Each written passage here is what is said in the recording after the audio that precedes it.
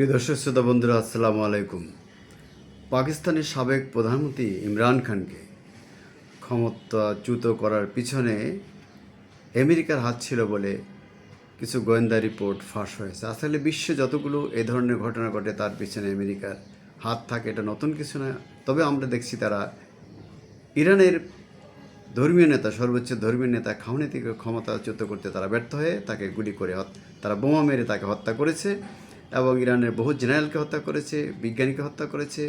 আমরা জানি ইরানে হামলা চালিয়ে আমেরিকা এবং ইসরায়েল ইরানের ব্যাপক ধ্বংসযজ্ঞ চালিয়েছে, কিন্তু তারা ইরানের শাসক বদল করতে পারেনি।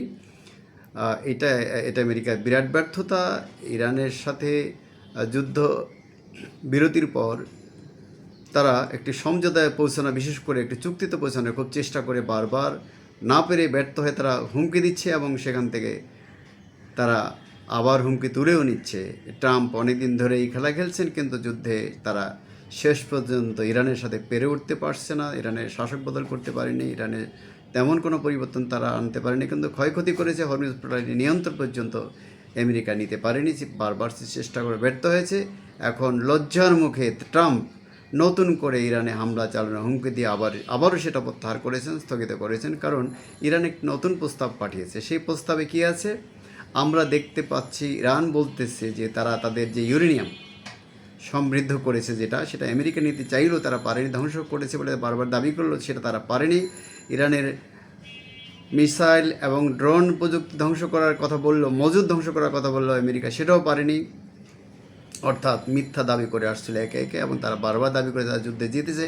কার্যত আমেরিকা যুদ্ধে জিততে পারেনি, কারণ ইরানের কোনো অংশ তারা দখল করতে পারেনি, ইরানের শাসক বদল করতে পারেনি, এবং ইরানকে তারা একটি শান্তি চুক্তিতে তাদের ইচ্ছা অনুযায়ী আনতে তারা এখনও ব্যর্থ হচ্ছে। পাকিস্তানকে তারা লাগিয়ে রেখেছে। পাকিস্তানের স্বরাষ্ট্রমন্ত্রী 3 দিন ধরে ইরানে পড়ে রয়েছেন ইরানকে রাজি করানোর জন্য। ইরান শুধু বলেছে তারা তাদের পারমাণবিক কর্মসূচি তারা লম্বা সময়ের জন্য তারা স্থগিত করতে পারে, কিন্তু আমেরিকার দাবি অনুযায়ী তারা সেই কর্মসূচি বন্ধ করতে পারবে না। কারণ তাদের দাবি এই কর্মসূচি তারা শান্তিপূর্ণ উপায়ে পরিচালনা করছে এবং কোনো পারমাণবিক অস্ত্র তারা তৈরি করছে না। এখন পর্যন্ত কোনো পারমাণবিক অস্ত্র ইরান তৈরি করেছে এরকম বা করার চেষ্টা করেছে, দাবিও কেউ করেনি, কোনো আন্তর্জাতিক সংস্থা দাবি করেনি, কোনো সংস্থায় দাবি করেনি। শুধু মিথ্যাচার করছে ইসরায়েল এবং আমেরিকা। সেই মিথ্যাচারে বিভ্রান্ত হয়ে ইরানে হামলা চালিয়েছে এবং ইরানের তেল গ্যাস ক্ষেত্র দখল করার চেষ্টা করেছে, কিন্তু তারা পারেনি। হরমুজ প্রণালী দখল করতে পারেনি। বন্ধুরা, যেখানে ইরান আরও বলছে তার নতুন প্রস্তাবে যে তারা এই সমৃদ্ধ যে পারমাণবিক যে ইউরেনিয়াম সেটা তারা শর্ত সাপেক্ষে রাশিয়াকে দিতে পারে। তার আগে রাশিয়া অবশ্য বলেছিল যে তারা এই এই এই এই যে পারমাণবিক যে ইউরেনিয়াম সেটা তারা হেফাজত করবে। যাই হোক, তো আরেকটা হলো যে ইরান কিন্তু যুদ্ধে যে ক্ষয়ক্ষতি হয়েছিল সে ক্ষতি দাবি করেছিল ক্ষতিপূরণ, কিন্তু সেটা এখন বলছে তারা ক্ষতিপূরণ লাগবে না, তবে তাদের কিছু সুবিধা বা কিছু ছাড় দিতে হবে ইরানকে। অর্থাৎ ইরানের যেসব সম্পদ তারা অন্যায়ভাবে আমেরিকা এবং তার বন্ধুরা আটকে রেখেছে সারা বিশ্বে, সেগুলোকে ছাড় দিতে হবে। আর ইরান পুনর্গঠন নিজেই করতে পারবে, এই সক্ষমতা তার আছে। আমরা ইতিমধ্যে জানি যে তার যে ভূগর্ভস্থ যে স্থাপনাগুলোতে যে মিসাইল রয়েছে, যে পরমাণু যে ইউরেনিয়াম রয়েছে সেগুলো অক্ষত রয়েছে, এবং ড্রোনগুলোও তাদের অক্ষত রয়েছে, এবং কিছু কিছু ধ্বংস হয়েছে, সেগুলো তারা মেরামত করে আবার ব্যবহারের উপযোগী করে তুলেছে। আমরা জানি ইরান রিভার্স ইঞ্জিনের মাধ্যমে বিশ্বের বিভিন্ন রাষ্ট্রের অস্ত্রগুলিকে নকল করে তারা নিজেদের মতো করে তৈরি করে থাকে, এবং সেই শক্তিও তাদের যথেষ্ট, বৈজ্ঞানিক সক্ষমতা তাদের যথেষ্ট, সাইবার সক্ষমতা তাদের যথেষ্ট। ফলে আমেরিকা ইসরায়েল মিলেও তাদের সাথে এই যুদ্ধগুলোতে পারছে না, এবং কার্যত ইরান আমেরিকা বোডাউন করে ইরানের মাধ্যমে পাকিস্তানের মধ্যস্থতা ইরানের সাথে একটি চুক্তিতে পৌঁছতে চায়, বিশ্বে দেখাতে চায় যে তারা যুদ্ধে জিতেছে।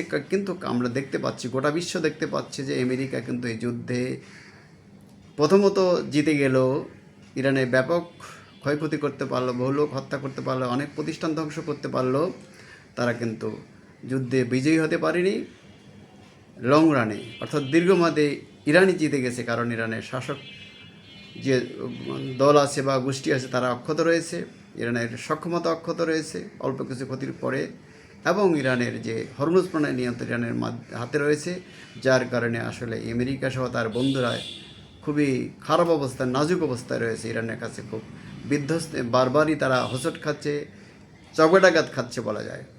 তো ইরানের নতুন প্রস্তাবের পরে আমেরিকা কিন্তু আবার ইরানে হামলা চালানোর যে হুমকি দিয়েছিল সেই জায়গা থেকে সরে এসেছে। অর্থাৎ এখানেও আমেরিকা মূলত ইরানের কাছে মাথা নত করছে, ইরান নয়, আমেরিকা ইরানের কাছে মাথা নত করছে। আমেরিকার এই পরাজয় ছিল অবিসম্ভাবী এবং আমেরিকাকে এখান থেকে, মধ্যপ্রাচ্য থেকে এই পরাজয়ে গ্লানি নিয়ে এই বিদায় নিতে হবে। সৌদি আরব সহ যেসব মধ্যপ্রাচ্যের রাষ্ট্রগুলো আমেরিকার ঘাঁটি করার সুযোগ দিয়ে ইরানকে নাস্তা নাবুদ করার চেষ্টা করেছিল, কার্যত সেই রাষ্ট্রগুলো এখন বুঝতে পারছে যে এটা তাদের ভুল নীতি ছিল। সৌদি আরব এবং আমিরাত ইরানে গোপনে হামলা চালিয়েছে। এখন সৌদি আরব পাকিস্তান থেকে অস্ত্র এবং সৈন্য নিচ্ছে, তারপরও তারা মাপ পাচ্ছে না, তারা ভয়ে আছে। আমিরাত, সংযুক্ত আমিরাতও ভয়ে আছে। অর্থাৎ মধ্যপ্রাচ্যের গোটা রাষ্ট্রগুলো আমেরিকার দালালি করেও তারা রেহাই পায়নি এবং ইরানকে তারা এখনও সমঝে চলছে। তারা জানে যে ইরানের সাথে সমঝোতা ছাড়া এই অঞ্চলে তাদের দেশে যে স্বৈর শাসন চলছে, বেশিবাদী শাসন চলছে, বাদশাহীতন্ত্র চলছে, সেগুলো টিকবে না। অতএব তাদেরকে ইরানের সাথে আপোষ করেই চলতে হবে, সমঝোতা করেই চলতে হবে। আমেরিকা ইসরায়েলকেও সেই নীতিতেই চলতে হবে। বন্ধুরা, ডিবেট উইথ রানা এবং নিউ বাংলা টিভির পক্ষ থেকে আপনাদের স্বাগত ও শুভেচ্ছা।